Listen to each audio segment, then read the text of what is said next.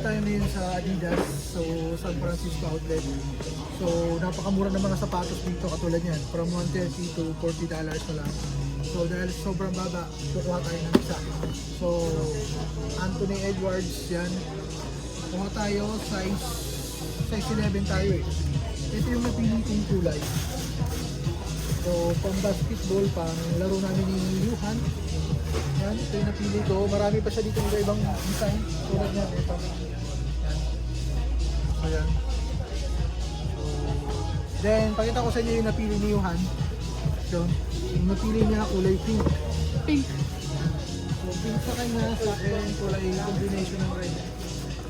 So, masarap dito mamili kasi alam mo yun, talagang parang affordable or nakasale palagi. Kasi, yun na nga, from $130 to $40.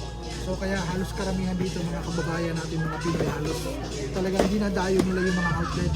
So hindi lang yun hindi lang talaga as in talagang lahat ng lahi dinadayo dito. So kuha tayo pang laro-laro namin. So yun lang. Ito Anthony Edwards, yan size 11. Try natin. So yun mo sa'yo. Ang kayuhan na try niya ha. So sa akin try ko din.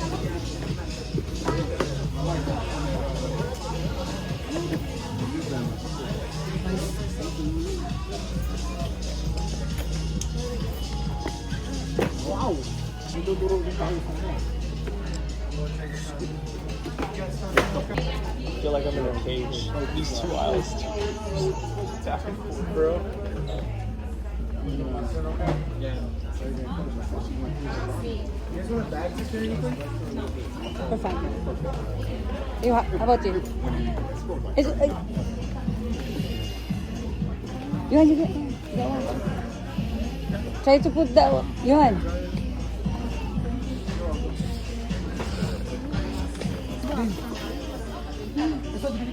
O, dali bagay sa'yo mo. You know, so ito yung napili natin. Anthony Edwards ang basketball. You know? So, $40 lang to from $130. Ngayon, $40 na lang. So, dito tayo ngayon sa San Francisco outlet. Ito yung mga talagang mga bagsakan. Bagsak presyo yung mga sapatos dito. Tulad nyo naman, from $130 to $40. Yan. So, talagang mamimili ka dito. Iba't ibang design.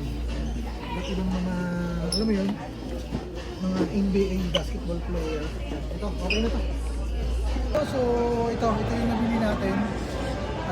Dito nga sa San Francisco outlet kasi nga, alam mo yun, sobrang baba ng presyo dito. As in, makakabili ka ng mga $30, $40. So, nakabili tayo ng dalawang sapatos. So, yun lang.